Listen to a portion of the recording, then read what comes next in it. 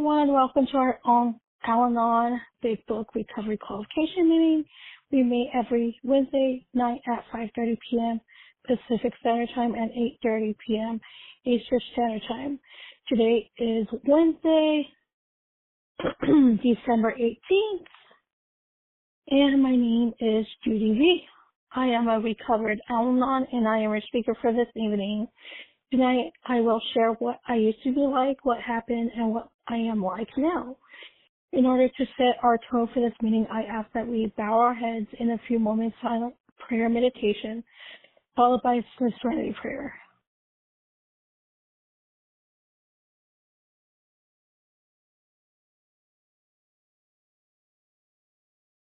God, grant me the serenity to accept the things I cannot change, the courage to change the things I can, and the wisdom to know the difference. Thy will, not mine, be done. All right. Yeah, so I'm actually going to start off talking about what I used to be like. And talking about my history about, Al-Anon and, when I was a child, basically. Obviously, I have parents and they were considered like a normal culture. My culture is, Hispanic, and they basically were, into working a lot, right? They were I know for a fact my mom is kind of like a workaholic, and they were never around, and, the person that was taking care of me and my siblings was an uncle. My uncle had a drinking problem. And yeah, I remember actually the smell of it, the reek of it, like all over his body, it was like to the point that, I just couldn't handle the smell. And, yeah, my uncle, quit on his own. So, I didn't really consider him an alcoholic per se, right? But was there times that, he drank too much? Of course, right? But unfortunately, the reason I came to Al-Anon was basically, I knew I needed help, for this, illness after I knew, at 9 years old, my sister, she was 9 years older than me, and, she basically wanted to have fun, do things, and, I didn't realize how bad it was. At 9 years old, nobody really understands, how bad, a person can get with alcoholism, right? But, all throughout the years, she was going, worse and worse, and, it just, to the point that, she basically introduced me to, a 12-step program, AA, obviously, and I pretty much said I needed to get out for myself, right? But yeah, she introduced me to a lot of things, and including praying, basically. And yeah, she basically, it was a really bad situation, and I really don't understand why, as Al-Anons, we are basically attracted to people who, like to, use alcohol, basically. And so, when she basically,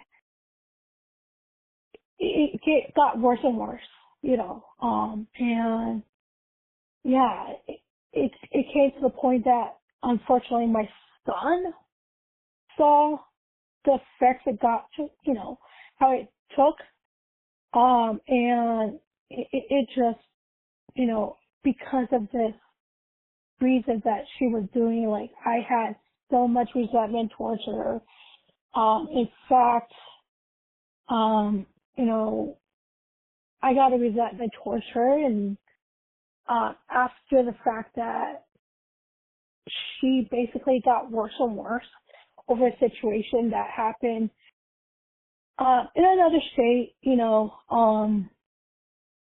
and you know, and basically, the thing is that my little niece passed away at a year old, and obviously people are gonna get really depressed, the devilments, right, that we feel. I know I was in my own illness, my own addictions. I got worse and worse because of that. And she got worse in her own addiction. We kind of were codependent with each other. Yeah. And, when she had asked me if I wanted to take care of her kids, and, I would move to different states, try to help her out, and so it all got worse and worse, and within the years, and at 9 years old, at 20, like it got worse and worse, like I said, and I was got attracted to more, relationships, and the relationship I was actually in was my very first relationship I was in.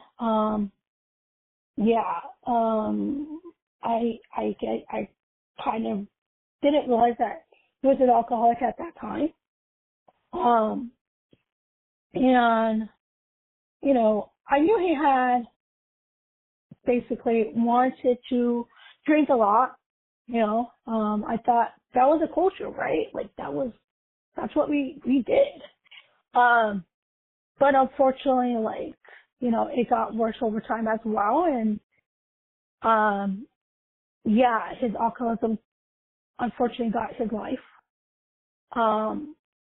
And it actually just happened last year, 2023. I didn't realize it. I didn't know it. I didn't know how bad it was. I remember, going to a bar, dancing place, and he basically was in the restroom doing alcohol and doing drugs, and yeah. I didn't, like I said, I didn't know at the time, and he just got worse and worse over time as well. And like I said, he actually got alcohol got his life. He got into a very bad car accident with a truck driver. And, I just found out earlier this year, what had happened. And, I kind of blame myself, that's how we are, at least I am. In Al-Anon, right? That's how I was, like, trying to do whatever I could, trying to do things to the extreme to help people out, and yeah, I definitely was trying to help him out, trying to help my sister out, like, anything she would tell me to do, like, I would do it, if she told me, to move to another state, and I would try to do it, because like I said, we were dependent on each other. And I was trying to also do it because, I wanted to see how bad she was. I didn't want her kids to see how bad it truly was. And so, at 20 something years old, I was trying to take care of her own children, trying to not let her children see what had happened while she was drinking. Like, she told me, to go, buy some alcohol during the nighttime, and I would do that. I would go drive in the nighttime and go buy them some beer and, all this other stuff. Simply because I wanted to help her out, you know.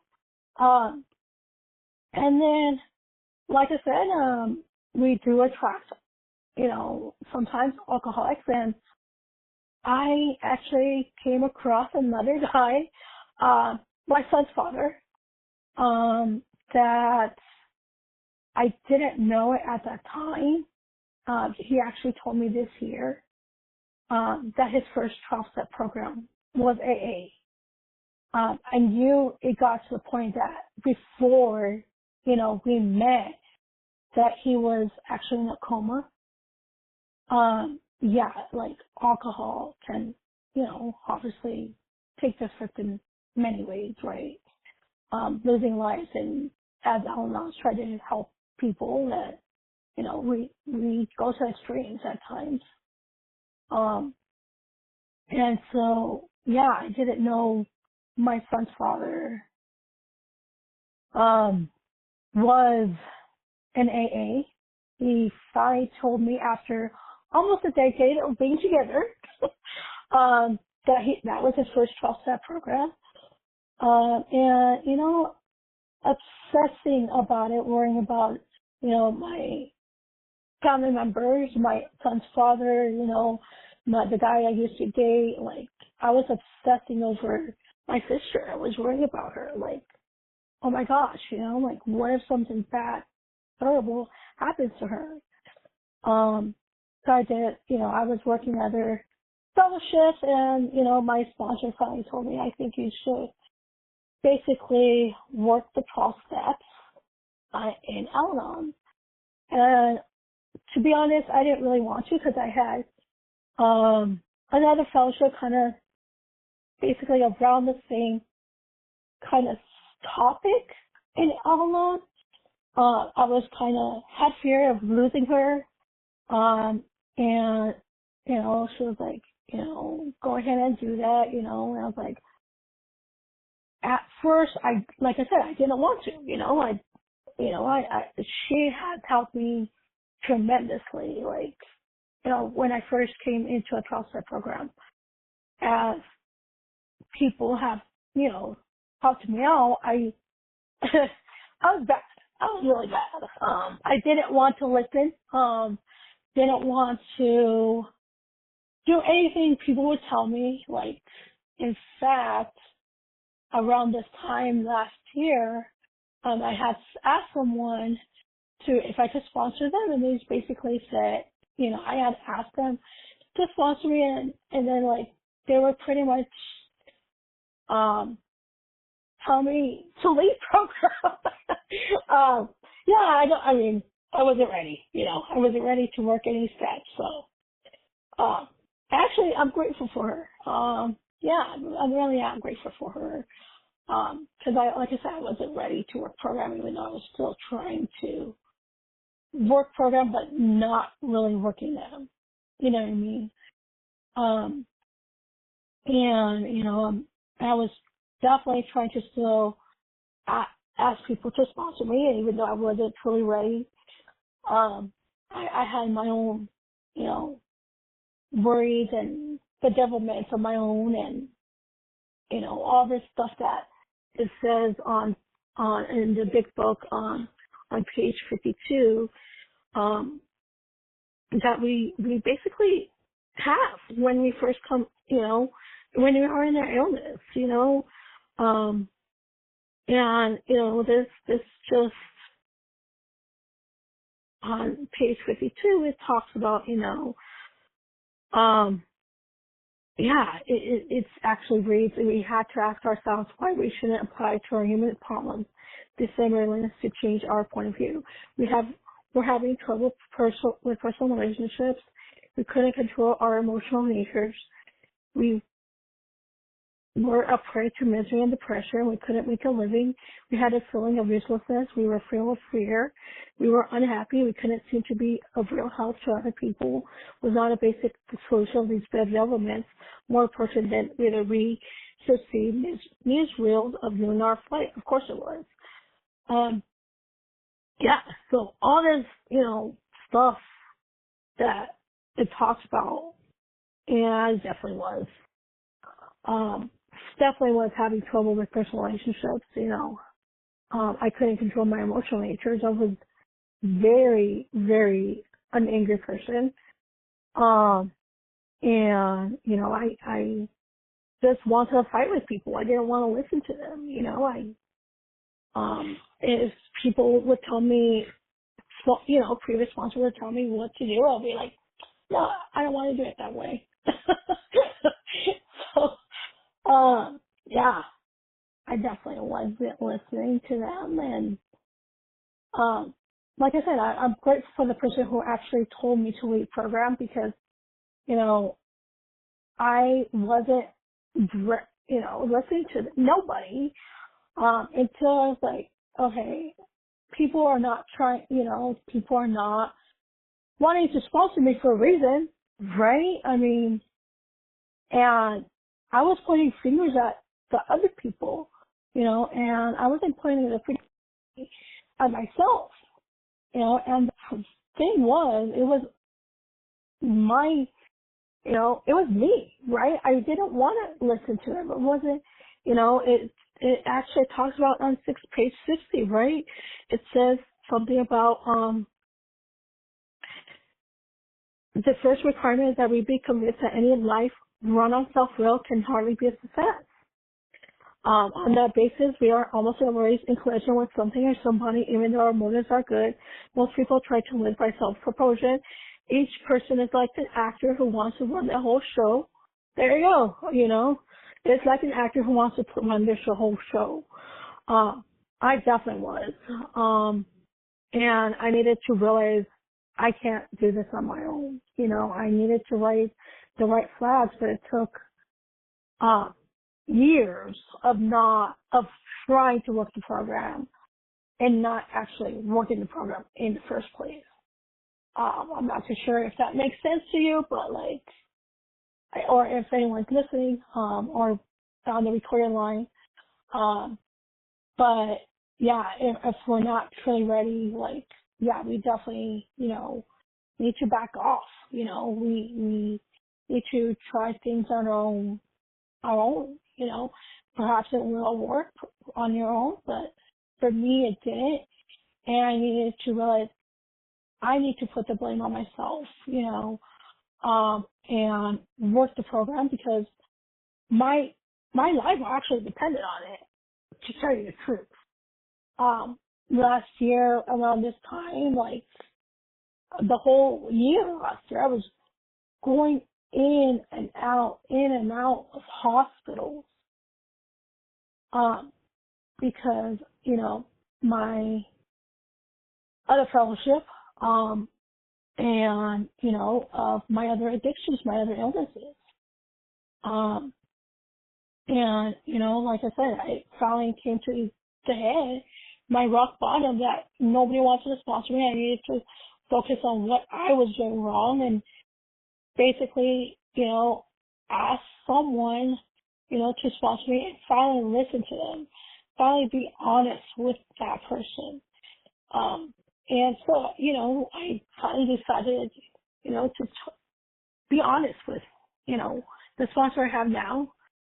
And yeah, while working the steps, I knew I didn't really need to work on step 2. And step 1, step 1, I was in and out of fellowship, so I knew I was powerless, right? Step 2, I knew there was a higher power ever since I was a baby. The reason I knew that was because I almost died as a baby. And, doctors told my parents to basically, say the goodbye to her. In fact, when my mom actually had told me I should have been called Milagros, which is basically, in Spanish, miracle. Because like I said, I almost died as a baby. I was, transferred all over basically California, Southern California, going to one hospital to another. And, like I said, the doctors and didn't believe I was going to make it. They didn't even think I was even going to be able to talk. And obviously I'm here talking on the phone right now on the recorded line. So yeah, I knew there was a higher power, which I call God. But the third step is turning everything over, right? Yeah, that was definitely, a very hard thing for me to understand, like turning everything over, like what does that mean, And, obviously my character defects got in the way, my egoism, the selfishness, self-centeredness, and the dishonesty, yeah, definitely the dishonesty. Dishonesty because I wasn't ready to work program, and, very argumentative towards and not listening to the sponsors I had. And, I'm very grateful for everyone who actually had tried to help me. But, yeah, I finally realized that, this, I needed to basically listen to someone and listen to what my higher power wants me to do, And so, I knew I was drowning in my illnesses. And, I was like, basically that one of the nights, before finding the person has worked with me, and I basically got on my knees, honestly. And, I find like, okay, I need to do something, I can't live this way anymore. And so, the person that actually is my sponsors didn't really take me through the steps of Al-Anon. Someone else did. But I was willing to listen to them as well. The person who took me through the steps and the sponsor. Because I, like I said, I wasn't wanting to, go to Al-Anon because I thought, the other fellowship was good. I didn't need it. I didn't need Al-Anon, right? Like, why should I? But I had asked my sponsors, like, okay, well, what do you want me to do? Like, what is your suggestions? And like, back then, like, I wouldn't be ready to listen to them. And, the person that's taking me to the steps and the fellows, I'm working on 10, 11, 12 on a daily basis. Yeah, she just suggested I should work out and work with it, take someone take me through the steps. I was like, okay, fine, and, if she would tell me to do something, I basically would do it. Like, back then, like, I know I wouldn't. I wouldn't. I wouldn't. Because my character defects got in the way, right? And, yeah, like, it took me a while to actually trust someone, to tell them everything, because I learned from a very early age not to even trust people, yeah, so it took me a while to actually trust the sponsor I even have now. But I was willing to listen to that person, and, not be argumentative, not talking back to her and do what she wanted me to do. Yeah, and so, yeah, she told me to work with someone, and so I did, and, I didn't understand step one all the way. I knew, I had family members who had, were into alcohol, but I didn't really understand what step one was. I'm like, when I was listening to meetings, I would be like, I have paralysis over alcohol. I'm like, what? No, I'm not. I didn't understand that until like, you know, yeah, until that person who took me to the steps, actually basically told me what it meant, you know. Um, I had a couple of questions about that. It's like, how am I powerless over alcohol? Like, the, the thing is, I'm powerless over people, right? Like, I'm powerless over people who are drinking a lot, like, who, like, even if they're not family members, like, I would look at people who were drinking a lot, acting, you know, silly, and it got, like, even people who were, like, I didn't even know, like, you know, I would go to, like, football games and, you know, things like that, and I was like, oh my goodness, like, oh, look at this person, you know. Yeah, I was criticizing them, you know. I didn't realize that I was doing things I shouldn't be doing in the first place, right? Criticizing, like, you know, in our illness, yeah, that's what we do, right? We criticize, we people please, we try to control and manage, like, yell at them, like, go to the extremes, you know. I know that for a fact that I used to yell at people who used to drink a lot, and, yeah, it was bad. I used to think that, well, if no one's going to say anything to, you know, the person who's drinking, I'm going to say something to them. Like, I'm going to be the one, you know, thinking I was their higher power, honestly, and I wasn't, you know. They have their own higher power. They have to have their own rock bottom, just like we do as Al-Anon.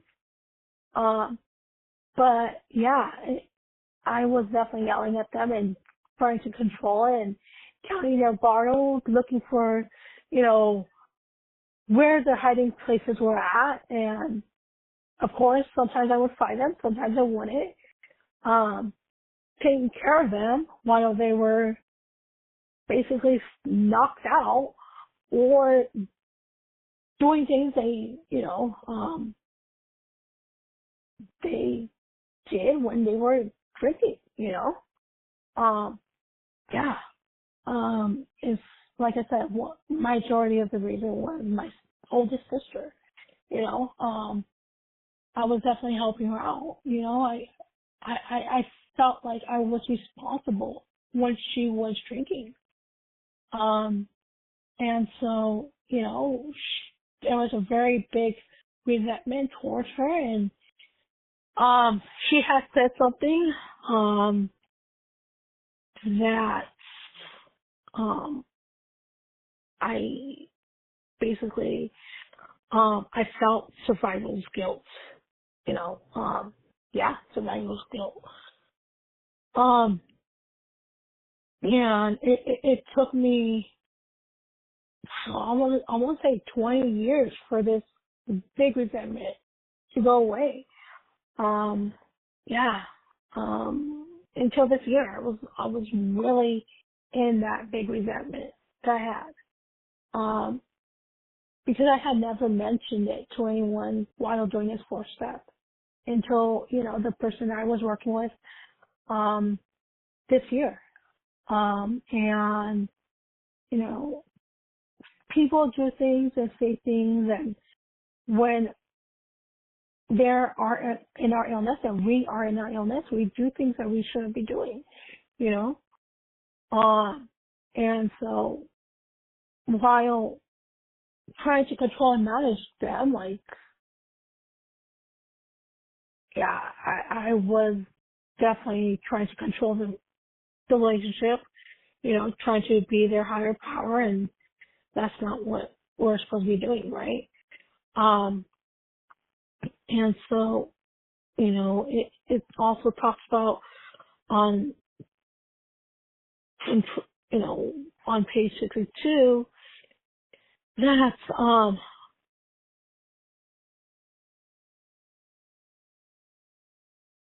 that, that we have to quit playing God, you know. It didn't work. Next, we decided that hereafter in this realm of life, God was going to be our director. He is the principal, we are his agents. He is the father, and we are his children. Most good ideas are simple, and this concept was the keystone of new and triumphant arc through which we pass to freedom. When we sincerely took such a position, all sorts of remarkable things followed. We had a new employer, being all-powerful. He provided what we needed. We kept close to him and performed his work well.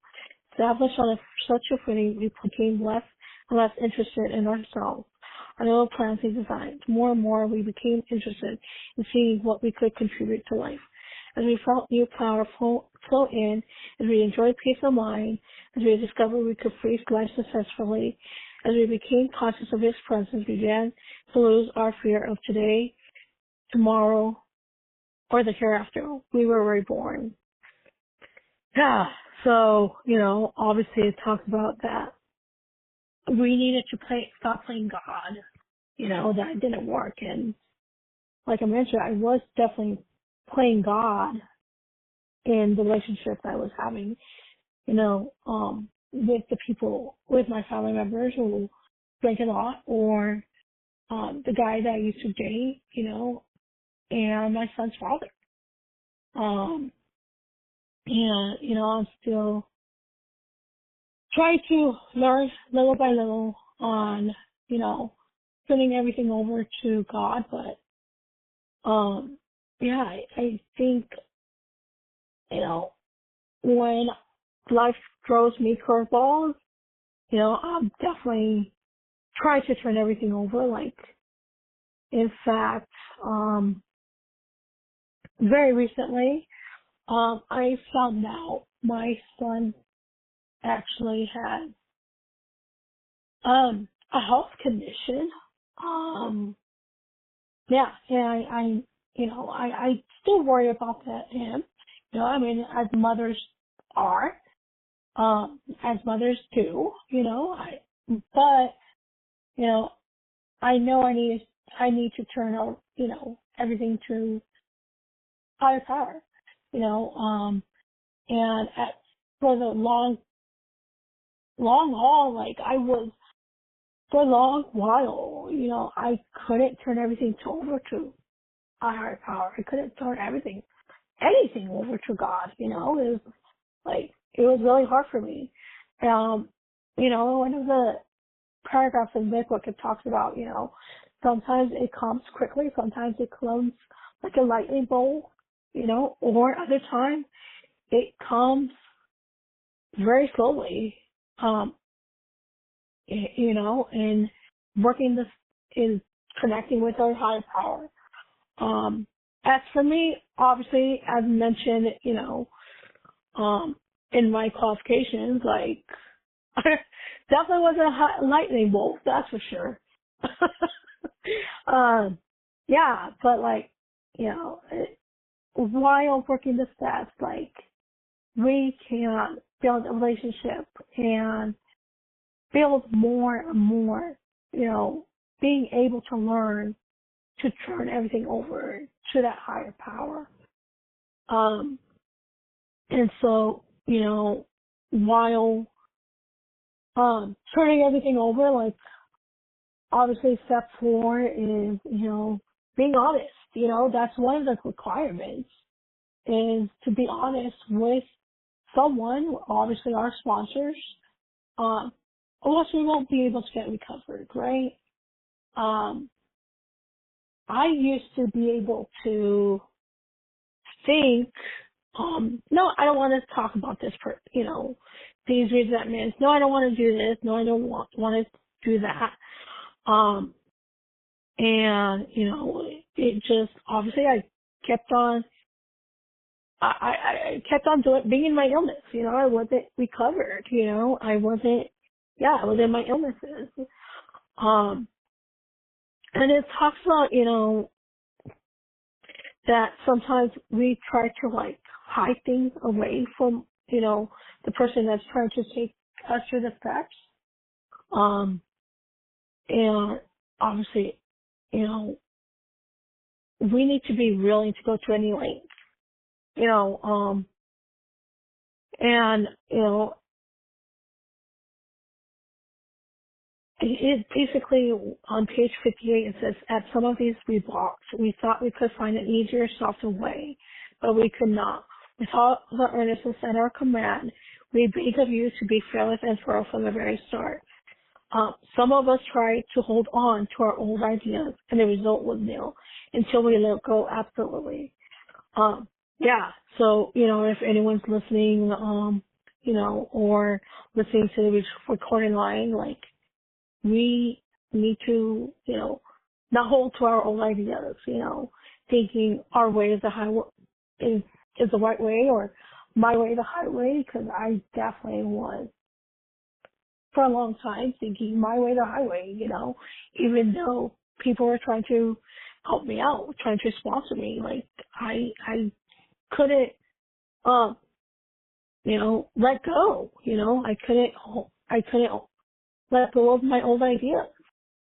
And obviously it says the result was nil, you know, so the result was nil, meaning that we couldn't stop our obsessive thinking, obsessive behaviors, or illnesses, because we couldn't be honest with someone, you know.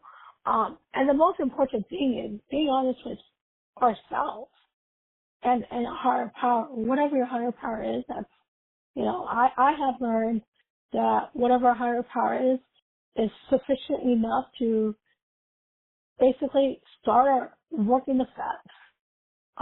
You know, obviously step one is, I have learned, step one, we do it without being in program.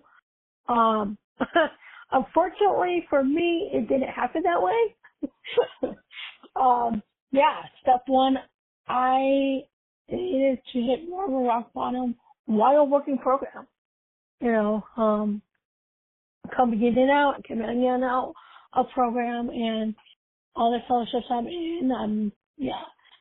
In fact, the very first fellowship I was in, not in anymore. Yeah, I'm not in anymore. And I think that's the reason why, you know, I was very selfish. I learned, you know, not to really trust people, not only at a young age, but like the very first sponsor basically ghosted me. And, you know, she, you know, I didn't know, I couldn't even take one step, before she ghosted me. But yeah, but that's a fellowship I'm no longer in. But, you know, while working the steps, like we can get better, you know, I can honestly say that. And, you know, how was like, yeah, I wasn't, like I said, I wasn't listening. I wasn't doing anything that sponsors told me what to do. I didn't want to be told what to do. And so, you know, it was just a very bad situation. Not willing to listen to a sponsor, like, yeah, I like I said, like I was in step one for a long time, even in fellowship, and even in working programs. And I needed to admit to myself that I was powerless, you know. And yeah, and so, you know, that's how it used to be like. And what happened, I already, you know, basically told you what had happened. That why I thought I needed Al-Anon in the first place. And I didn't think I needed it, but my sponsor suggested it. Yeah, and what I'm like now, like, I could say that,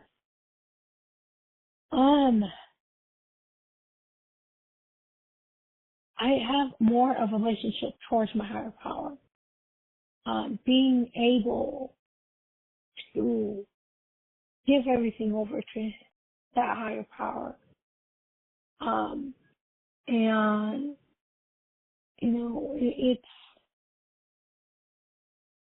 it's, it's a miracle, in fact, one of the, paragraphs in the big book, it talks about, having miracles in our while being connected, to a higher power. On page 57, it says, what is this but a miracle of healing? Yet its elements are simple. Circumstances made him willing to believe. He humbly offered himself to his Maker. Then he knew. Even so, God restored us to all our right minds. To this man, the revelation was sudden. Some of us grow into it more slowly, but he has come to all who have honestly sought him. When we drew near to him, he disclosed himself to us. So, while working the steps, we can, draw near to our higher power. For me, I call, I definitely call this higher power God, simply because of what I had mentioned earlier, that, of the miracle, right? When I was a baby. And so, when working the steps, we just need to basically work the steps and be willing to be humble enough, to offer ourselves to our Maker. That's what it says, right? On page 57. And so,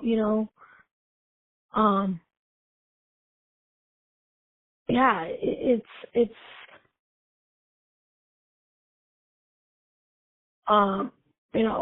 before this paragraph, it talks about that seemingly he could not drink even if he would. God had restored his sanity. And, I could say that while working program, while working the steps in all my fellowships, it's getting clearer that I can't do this on my own and that I need program. And, I was definitely blocked from that higher power because all the elements,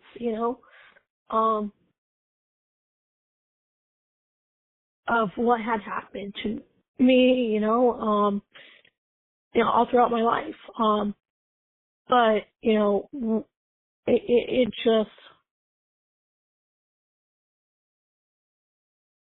while being in our selfish and self-will and obsessing about and worrying about, people who drink, we do, while being in our illness, we are blocked from higher power, and, but, when we are working the steps, we can, turn our character defects, which is step 6, to our Maker, to our Creator, it just, when we are working step 6, we just ask our higher power to not cling on to our character defects, because if we do, we're not going to be able to, help those who are still suffering. I'm very grateful for the, these programs, the people who have tried to work with me, the people who, is my sponsor, that's for sure. And my prodigies, back then I was just thinking about myself. What am I going to take from this, while looking the steps? I didn't care about, anybody or anything. I was thinking about myself, what am I going to get from working the steps? What am I going to get, but, while working the steps, we realize that our main thing is to work the steps and help those who are still suffering. You know, and back then, like, I was definitely thinking, you know, I don't want to sponsor people. I don't want to do this. I don't want to do that. You know, and all this take, you know, but now I want to, you know, it's not that I need to or, you know, it's wanting to help those who are still suffering in the, you know, in the illnesses, you know, in the addictions, because Al-Anon, you know, can worry about, you know, obsessing about, you know, family members or people who, or your boyfriends or whatever, you know, that person is that, you know, you think of when they're drinking, yeah, it can lead us to a very deep rabbit hole, right? At least it did for me. And so, yeah, I used to think, what am I going to get from this? What am I going to get from that? But it's, you know, while working the steps, like, we can actually realize, no, that's not what we're supposed to be doing, you know? We're supposed to be carrying the message. We're supposed to be helping those, you know? And, yeah, I do want to, you know, contribute. I do want to help those who may want my help, you know? Yeah, in fact, it's not pushing or prodding someone, and enabling them. And, and in fact, I remember the person who told me to leave program, they told me, you know, people were used to enabling me. And I kind of agree with that, you know. Yeah, I kind of do, because, like, I wasn't listening to them. The people who were trying to respond to me, the people who were trying to help me out. I didn't want to, you know, help others. You know, like I said, I want to just think about, what am I going to get out of this situation? What am I going to get out of working in the steps, you know? Yeah, and I was definitely, you know, unfortunately, yeah, I was definitely using them. Yeah, unfortunately, yeah. Yeah, I definitely was using people. And, you know, now that, you know, I'm working the steps, really working the steps, like, I think about others, you know, I think about my prodigies. So what am I supposed to, you know, help them with, you know? I basically connect with my higher power, you know, before, you know, talking to them, to help them to the best of my abilities, you know? And when 2 years ago, I definitely wasn't thinking that way. So, you know, when we are working with us, it can help us, you know, change our mindset, helping those that are still suffering. And yeah, it definitely has helped me in many ways, working the fellowship, working the program, on a daily basis. You know, it's a daily rephrase. And I heard in meetings, like, you know, our illnesses, our addictions are throwing pressures in the parking lot. And, you know, yeah, I could definitely say that daily reprise, because I used to do, you know, go back, to relapse, you know,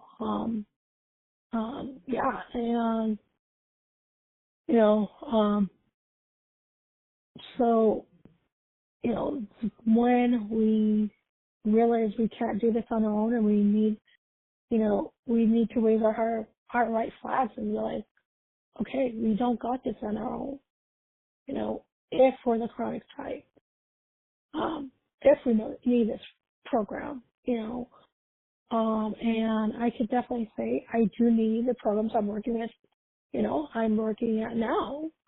Um, but, I wasn't thinking that way in the past. I wasn't thinking about others. I wasn't thinking about, you know, I was definitely not thinking about others. I was using them. And, I really dislike saying that, but it's the truth, you know. But I'm very grateful for those who have tried to help me out. Whether it was a day, whether it was a couple hours, whether it was a month, couple days, I'm very grateful. And yeah, you could definitely change your, way of thinking, definitely change our perspective on life, um, when we are truly working the program. And I mean, all throughout the big book, it talks about, living a new way of life, living a new way of life. I just read a couple minutes ago that we can be reborn, and definitely, while you're working program, I could say that I'm definitely building a relationship with my higher power. But it's one day at a time, and yeah, it's, I don't think about what am I going to get out of this show anymore. I'm thinking about, what I can contribute. Basically, what it says in my book, what we can contribute to life.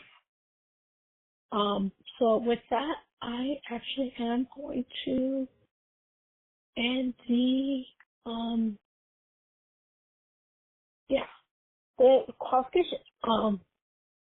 So it is actually now time to close the meeting. 7 tradition, every group ought to be fully self-supporting, declining outside contributions.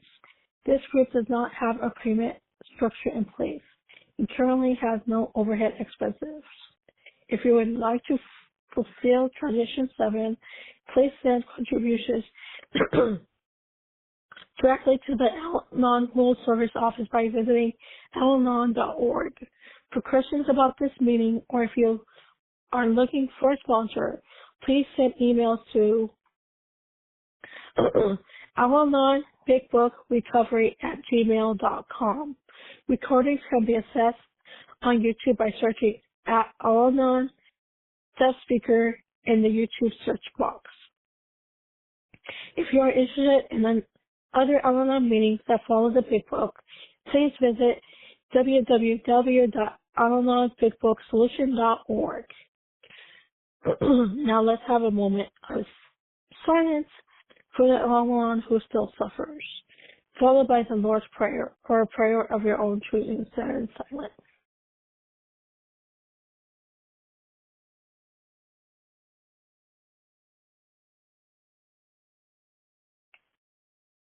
Our Father, who art in heaven, hallowed be thy name.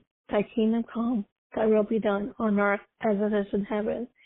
Give us this day our daily bread, and forgive us our trespasses, as we forgive those who trespass against us. And it is not into temptation, but deliver us from evil. For thine is the kingdom, the power, and the glory, forever and ever. Amen.